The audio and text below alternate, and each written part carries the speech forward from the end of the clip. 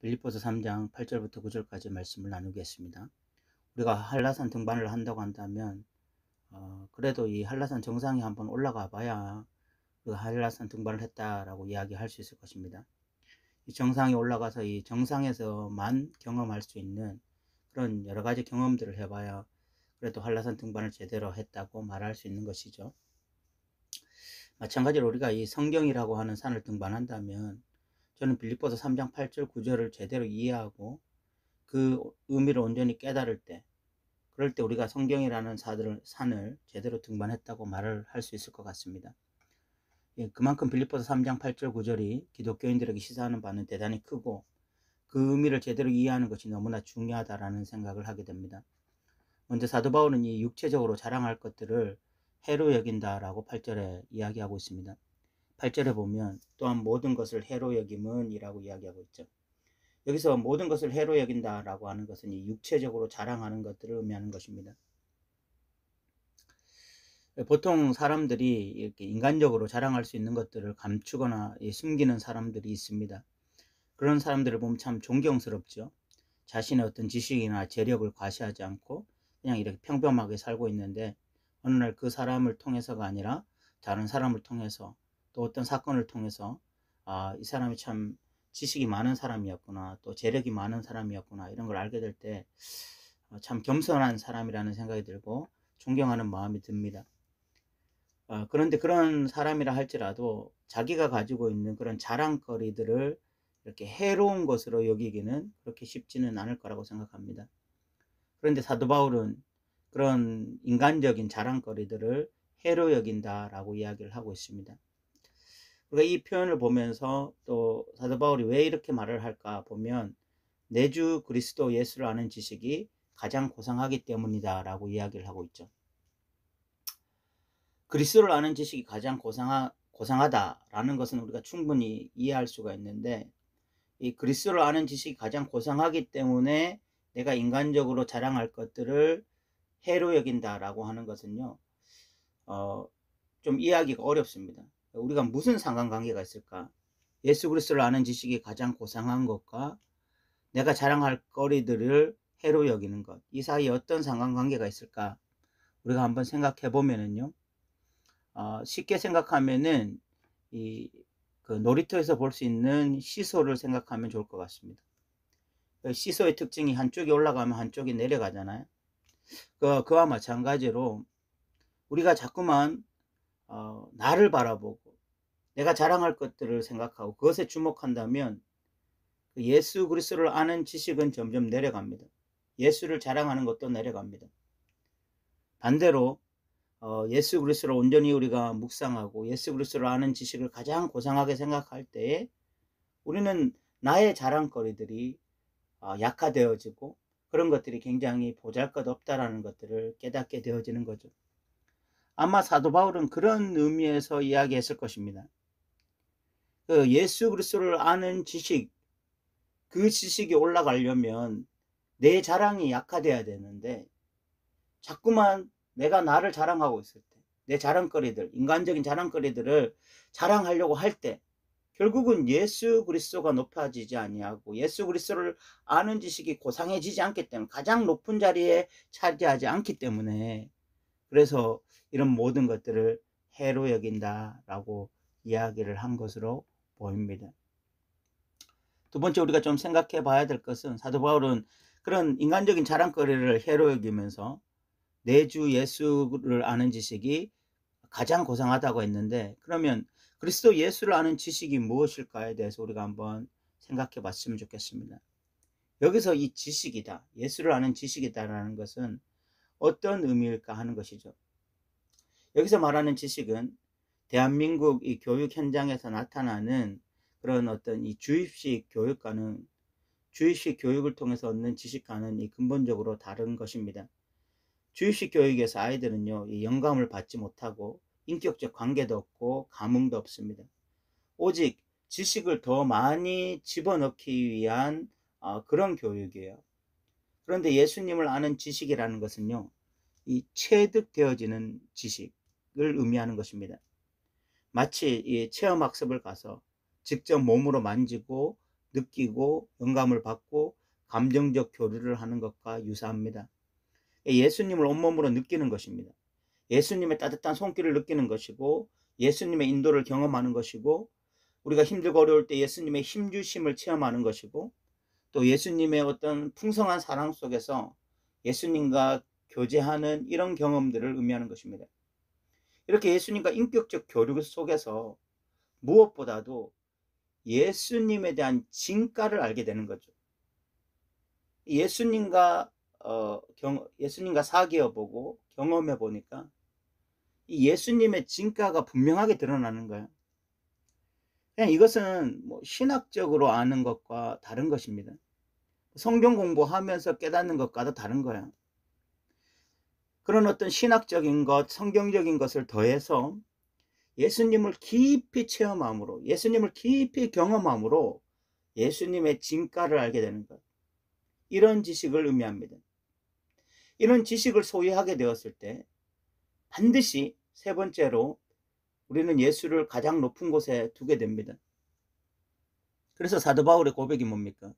예수를 아는 지식이 가장 고상하기 때문이다. 예수님을 가장 높은 곳에 두게 되는 것이죠. 저는 이 마지막 시대에 그리스도인들이 어떻게 그리스도인답게 살 수 있을까라고 질문한다면 해답은 이것밖에 없다고 생각합니다.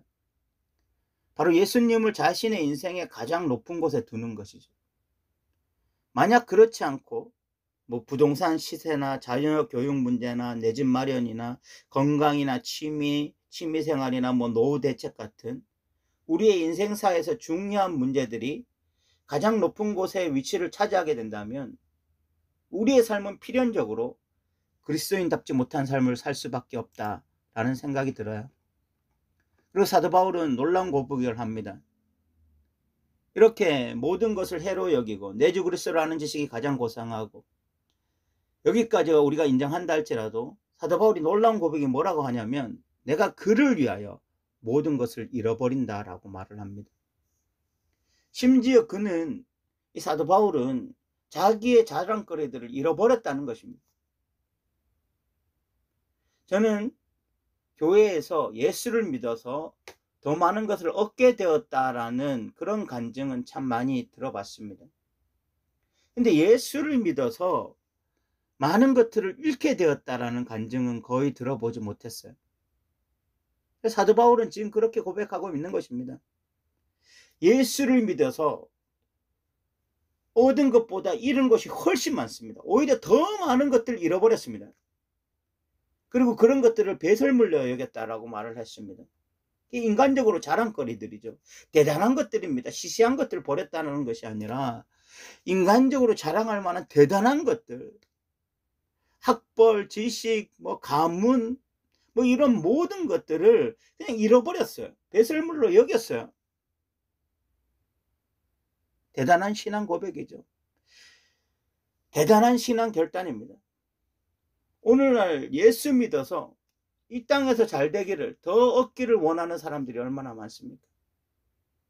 예수 믿어가지고 이 세상에 또 하나의 자랑거리가 생기고 주위의 사람들에게 가시하고 인정받고 드러나기를 원하는 사람들이 얼마나 많이 있습니까?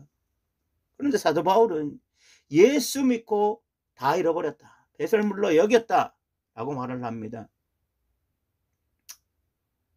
저는 이것을 신앙의 이 등반의 정상이라고 말하는 이유가 여기에 있습니다.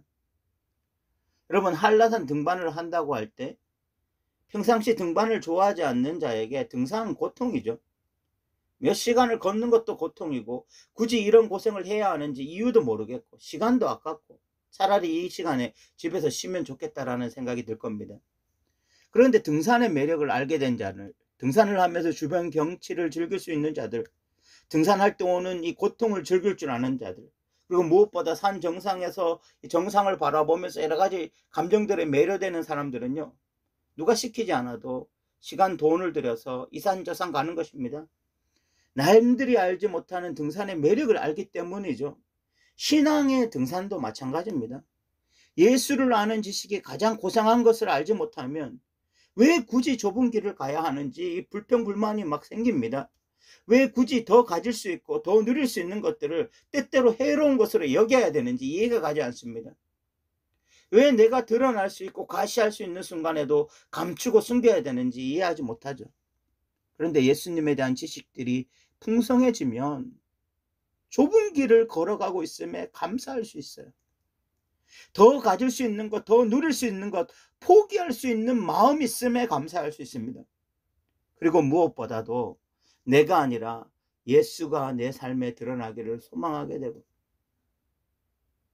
이런 예수로 인한 기쁨, 예수 그리스도로 아는 지식이 가장 고상하다는 이것을 깨달은 이 감사, 이런 신앙 등반의 첫 정상을 경험해 본 자들이 또 등산하고 싶은 거죠. 이 신앙의 등반을. 그래서 끊임없이 또 다른 신앙의 이 등산을 하면서 거기에서 또 하나님이 주시는 은혜들을 마음껏 경험하는 것입니다. 사도 바울이 이렇게 모든 것들을 배설물로 여기는 이유, 잃어버린 이유는요, 예수님 안에서 발견되려 함이니라고 9절에 말씀하고 있습니다. 그 안에서 발견되려 함이니. 예수님을 얼마나 귀하게 여겼습니다.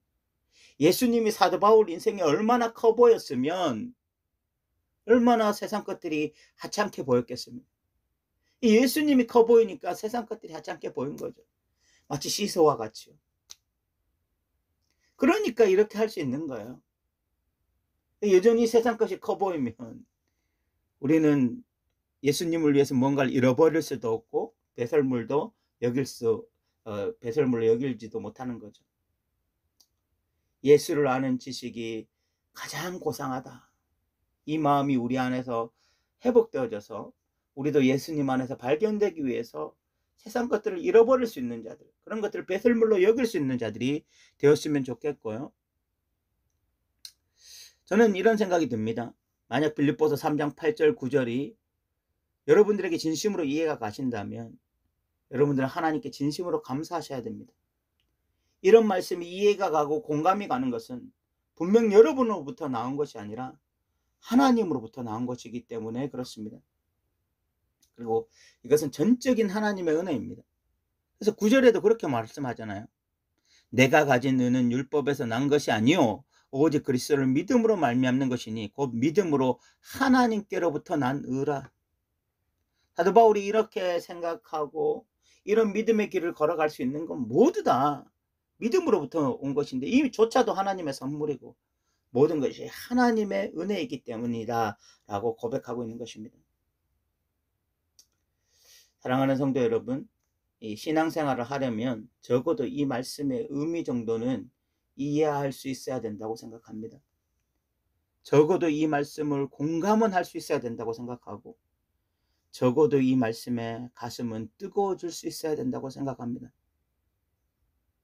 우리가 이렇게 살고 못 살고는 두 번째 문제입니다.